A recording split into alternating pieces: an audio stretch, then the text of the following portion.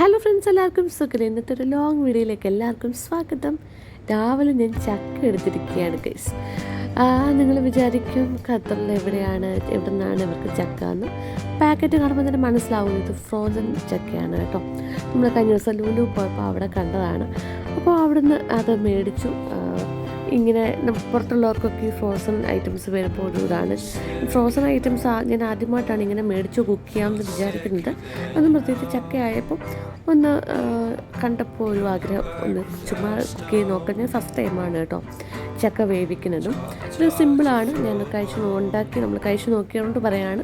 നമുക്ക് സിമ്പിളുമാണ്, അധികം പണിയൊന്നും ഇല്ലാത്തതുകൊണ്ട്. നാട്ടിലാണെങ്കിൽ നമുക്ക് ചക്കയെല്ലാം ക്ലീൻ ചെയ്യണം, അതൊരു മെനക്കെട്ട പണി. ഒരു ദിവസം നമുക്ക് അതിൻ്റെ ഫുൾ പരിപാടിയാണ്. ഇതാകുമ്പോൾ നമുക്ക് അങ്ങനത്തെ പരിപാടികളൊന്നും ഇല്ല. നമുക്ക് ചക്ക മേടിക്കാൻ കിട്ടുകയാണെങ്കിൽ മേടിക്കാം. അതിനുശേഷം നമ്മളത് പാക്കറ്റ് പൊട്ടിച്ച് ഒരു പാത്രത്തിലോട്ടിട്ട് കുറച്ച് വെള്ളം കൂടെ ഒഴിച്ച് ഒരു 10 മിനിറ്റ് വെച്ച് കഴിഞ്ഞാൽ അതിൻ്റെ ആ ഫ്രോസൺ ഐസെല്ലാം ഒന്ന് പോയി അതൊന്ന് നോർമലായിട്ട് നമുക്ക് കിട്ടും. പിന്നെ നമ്മളത് കുഞ്ഞു പീസായിട്ട് നമ്മൾ വേവിക്കാനുള്ള പരുവത്തിൽ അരിഞ്ഞെടുക്കാം. പിന്നെ അതിനാവശ്യമായുള്ള ബാക്കി കാര്യങ്ങൾ ഞാനിവിടെ ചെയ്യണം കേട്ടോ. അപ്പോൾ ഞാനത് കിട്ടിയപ്പോൾ തന്നെ എടുത്ത് പൊട്ടിച്ച് വെള്ളത്തിലിട്ട് വെച്ചേക്കാണ്. ആ സമയം കൊണ്ട് തന്നെ അരപ്പിനുള്ള കാര്യങ്ങൾ റെഡിയാക്കി. ചക്ക ഒരു 10-15 മിനിറ്റ് ഞാൻ അടച്ചു വെച്ച് വേവിച്ചു. അതിനുശേഷം നമ്മുടെ തേങ്ങ, മഞ്ഞൾപ്പൊടി, ജീരകം, കുരുമുളക്, പിന്നെ ഒരു 5-6 അല്ലി വെളുത്തുള്ളി എല്ലാം കൂടിയിട്ട് ഒന്ന് ചതച്ചിട്ട് ആ അരപ്പാണ് ഈ ചക്ക വെന്ത് കഴിഞ്ഞപ്പോൾ അതിൻ്റെ മുകളിലോട്ട് ഇട്ട് കൊടുത്തിട്ട് അതൊന്ന് 10 മിനിറ്റ് അടച്ച് വെച്ച് വേവിച്ചു. അത് ഞാനത് വെന്ത് വന്നപ്പോൾ ഇച്ചിരി പച്ച വെളിച്ചെണ്ണയും കുറച്ച് ഉപ്പും കൂടി ഇട്ട് കൊടുത്ത് ഇതേപോലെ ഒന്ന് ഇളക്കി കുഴച്ച് അതിൻ്റെ ചക്കയുടെ പരുവത്തിൽ നമുക്കറിയാമല്ലോ.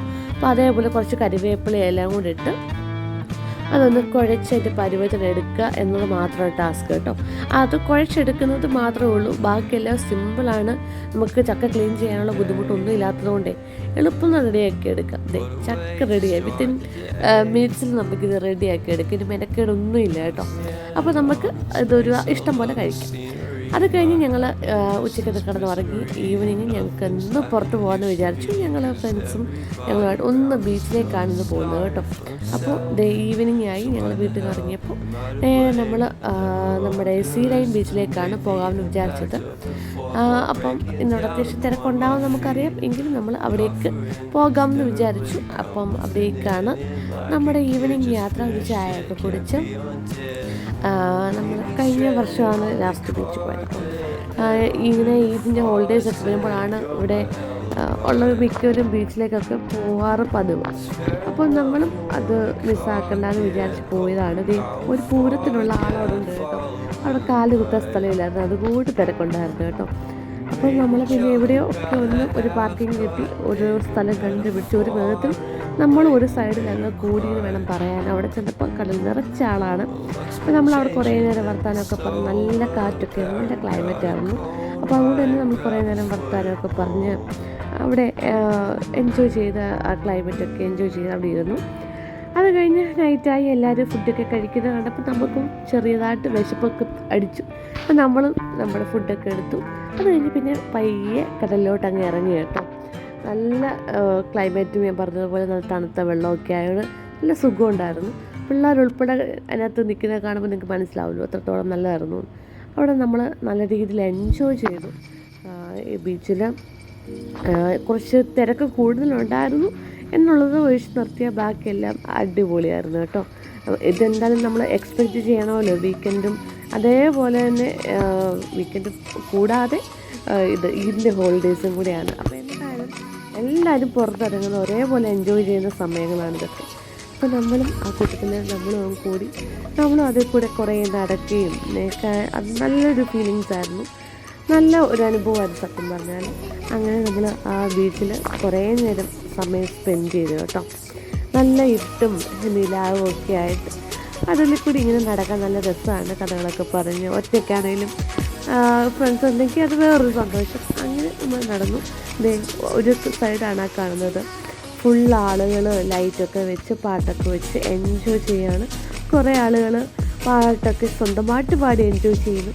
കുറേ ആൾക്കാർ മ്യൂസിക് സിസ്റ്റത്തിൻ്റെ സഹായത്തോടെ പാട്ടുകളൊക്കെ കേട്ട് എൻജോയ് ചെയ്യുന്നു.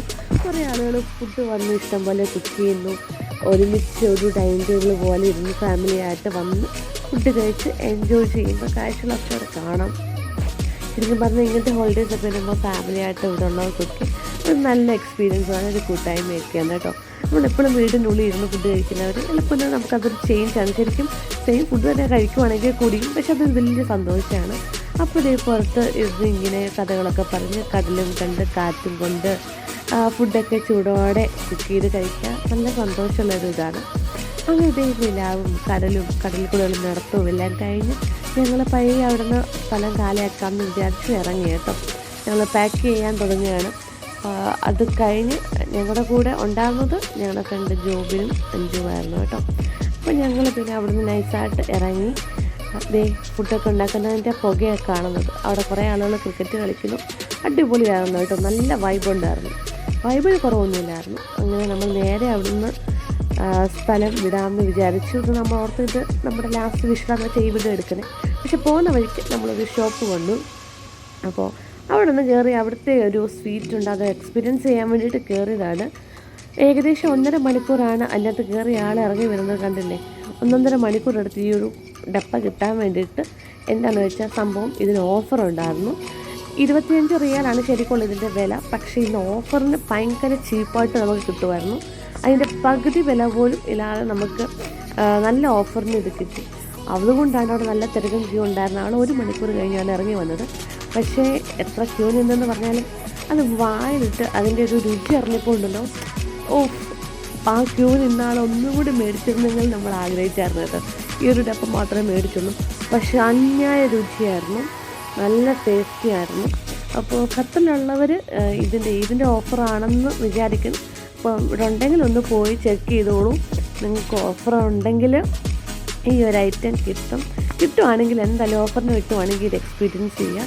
നല്ല ടേസ്റ്റാണ്, അടിപൊളിയാണ്. നമ്മൾ മേടിച്ചൊരു പിസ്താഷ്യോ ഫ്ലേവറായിരുന്നു കേട്ടോ.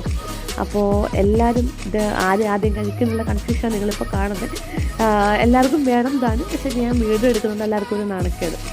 അപ്പോൾ എല്ലാവരും ഓരോരോ അവരുടെ ടേൺ അനുസരിച്ച് എടുത്ത് കഴിക്കുകയാണ്. സത്യം പറഞ്ഞാൽ നല്ല ടേസ്റ്റ് ഉണ്ടായിരുന്നു. നമുക്കിങ്ങനെ കഴിച്ചുകൊണ്ടിരിക്കാൻ തോന്നും. ഇതൊരു കുഞ്ഞ് ചോറ്റപ്പാത്രത്തിൻ്റെ വലിപ്പമുണ്ട് കേട്ടോ.